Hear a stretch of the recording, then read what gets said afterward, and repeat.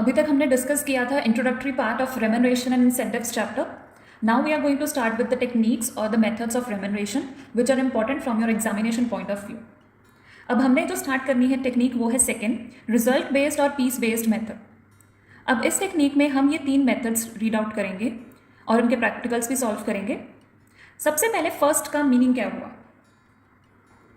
First method, straight piece rate method, ये कहता है कि अगर तो आपने 100 यूनिट्स प्रोड्यूस किए हैं. फॉर एग्जाम्पल, हम एक एग्जाम्पल लेते हैं 2 वर्कर्स की.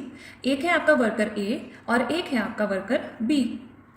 हम जो रेट पे कर रहे हैं वो पे कर रहे हैं 10 रुपीज़ पर यूनिट, कि जो जितने यूनिट्स बनाएगा उसको 1 यूनिट के पीछे 10 रुपीज़ मिलेंगे. वर्कर ए ने प्रोड्यूस किए हैं 100 यूनिट्स और वर्कर बी ने प्रोड्यूस किए हैं 150 units.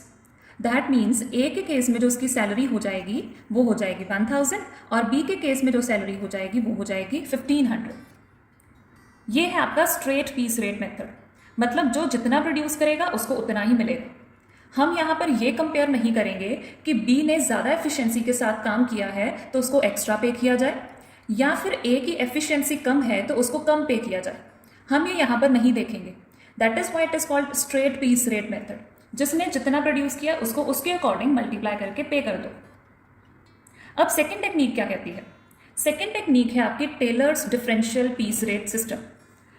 Bye the name it indicates कि आपने डिफरेंस क्रिएट करना है अपने एफिशिएंट एंड इनएफिशिएंट वर्कर्स में, कि जो ज़्यादा अच्छे से प्रोड्यूस कर रहा है उसको एक्स्ट्रा पे करो और जिसकी एफिशिएंसी मतलब आउटपुट की जो रेशो है वो कम है उसको आप कम पे करो.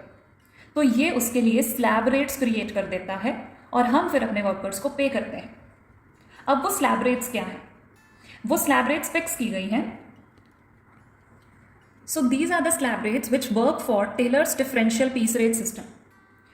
अब ये कहता है कि अगर तो आपका actual output is more than और इक्वल टू स्टैंडर्ड आउटपुट, मतलब हमें बता दिया जाएगा कि स्टैंडर्ड आउटपुट कितना है, कि 1 घंटे में एक वर्कर को कितना प्रोड्यूस करना चाहिए.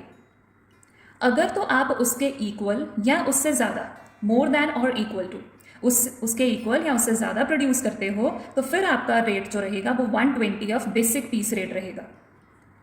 मतलब अगर मैं एग्जांपल लूँ कि मेरा एक वर्कर है, हमें बताया गया है कि हमारा जो स्टैंडर्ड रेट है 1 घंटे में एक वर्कर को 100 यूनिट्स प्रोड्यूस करने चाहिए.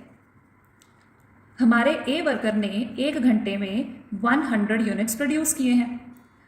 अगर वो 100 यूनिट्स प्रोड्यूस करता है तो उसको नॉर्मल जो रेट ऑफ पर यूनिट मिलेगा वो मिलेगा 10 रुपीज़.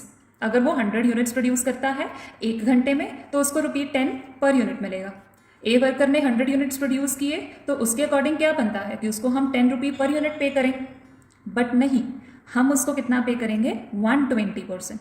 मतलब 10 रुपीज़ से ज़्यादा पे करेंगे क्योंकि उसने स्टैंडर्ड आउटपुट या उससे ज़्यादा प्रोड्यूस किया. तो यहाँ पर हम इसको मल्टीप्लाई कर देंगे बाय 120%. अब यहीं पर ही मैं एक और केस लेती हूँ. लेट्स सपोज मेरा एक वर्कर है बी, उसने प्रोड्यूस किए हैं 130 यूनिट्स. तो 130 पर यूनिट रेट है 10, क्योंकि उसने स्टैंडर्ड आउटपुट से ज़्यादा प्रोड्यूस किया है तो ये स्लैब रेट चलेगी. हम यहाँ पर मल्टीप्लाई कर देंगे फिर से 120% से.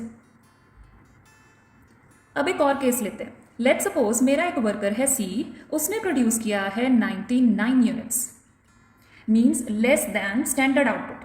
स्टैंडर्ड आउटपुट वॉज 100, उसने उससे कम प्रोड्यूस किया है. हम उसको कितना पे करेंगे, 80% of the basic piece rate.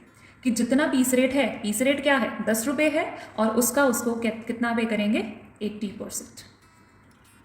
तो इसके अकॉर्डिंग डिफरेंस क्रिएट किया जाता है.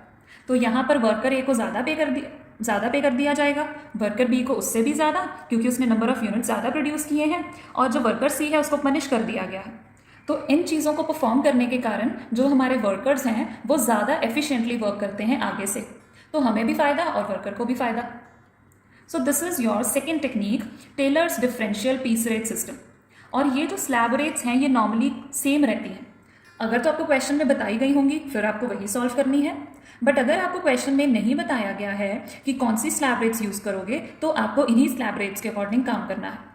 मोर दैन इक्वल टू को 120% पे करोगे और लेस देन स्टैंडर्ड आउटपुट को आप 80% ऑफ बेसिक पीस रेट के अकॉर्डिंग पे करोगे. So this is your second technique, Taylor's differential piece rate system. अब अगर यहाँ से हम टेलर्स डिफरेंशियल का क्रक्स निकालें तो वो ये क्रक्स निकलेगा कि अगर तो आप 100% के ज़्यादा या उसके इक्वल प्रोड्यूस करते हो, मोर दैन और इक्वल टू 100%, तो आप 120% रेट पर पे किए जाओगे, और अगर आप लेस दैन 100% प्रोड्यूस करते हो तो आप 80% पर पे किए जाओगे। Now move to the next technique under piece based system, वो है आपकी Merrick's multiple piece rate system. अब अगेन ये भी क्या है, आपके लिए स्लैब रेट्स डिसाइड कर देते हैं। स्लैब रेट्स डिफरेंट हैं टेलर डिफरेंशियल से, और इनका भी काम यही है कि हम जो एक्चुअल 100% प्रोड्यूस कर रहे हैं उनको नॉर्मल पर पे करें, या फिर कई बार क्या होता है कि किसी वर्कर की कभी ना कभी कोई प्रॉब्लम होती है, कोई हेल्थ इशू हो गया या कोई भी और रीज़न हो गया जिसके कारण वो एक टाइम पर अपनी एफिशिएंसी से थोड़ा सा कम परफॉर्म कर पाया है। तो बेटर होगा कि अगर कोई वर्कर थोड़ा सा कम एफिशिएंट है तो एटलीस्ट हम उसको एडजस्ट करें, उसको ज़्यादा पनिश ना करें। तो इसकी वजह से मेरिक ने जो स्लैब रेट्स दी हैं वो थोड़ी लूज दी हैं और उसने 3 स्लैब रेट्स में कन्वर्ट किया है। फर्स्ट है कि अगर तो कोई 83% ऑफ स्टैंडर्ड रेट प्रोड्यूस करता है, मतलब जितना आपको बोला गया है कि जो नॉर्मल है अगर उसका 83% प्रोड्यूस करे तो उसको आप पे करोगे नॉर्मल पीस रेट पर। अगर मैं अब यहाँ पर सेम एग्जांपल लूँ, मैंने स्टैंडर्ड रेट लिया था 100 यूनिट्स, तो अगर मेरा कोई वर्कर 83% पर काम करे, मतलब वो 83 यूनिट्स अगर बनाता है तो मैं उसको 10 रुपये के अकॉर्डिंग पे करूँगी। मतलब वो स्टैंडर्ड से थोड़ा सा कम है तो मैं उसको पनिश नहीं कर रही हूँ, उसके वेजेस को डिडक्ट नहीं कर रही हूँ, उसको नॉर्मल पे कर रही हूँ। अगर मेरा वर्कर 83 से 100% तक काम कर रहा है, मतलब वो 100 यूनिट्स तक काम कर रहा है, 83 से ज़्यादा है और 100 तक है, तो हम उसको 110% ऑफ नॉर्मल पीस रेट पे करेंगे। और अगर वो 100 यूनिट से ज़्यादा प्रोड्यूस करेगा तो हम उसको 120% ऑफ नॉर्मल पीस रेट पे करेंगे। अब दोनों प्लान्स में डिफरेंस ये हुआ कि जो आपका टेलर डिफरेंशियल है वो पनिश करता है अगर आप आउटपुट से नीचे प्रोड्यूस करते हो, स्टैंडर्ड आउटपुट से। बट जो आपका मेरिक्स प्लान है, अगर आप स्टैंडर्ड आउटपुट से कम परफॉर्म करते भी हो तो वो आपको पनिश नहीं करता है, वो आपको रादर एनकरेज करता है कि हमने अब आपको नॉर्मल पीस रेट पे किया है, बट अगर आप आगे से ज़्यादा एफिशिएंसी लेवल पर काम करोगे तो उससे क्या होगा, आपको ही फ़ायदा है।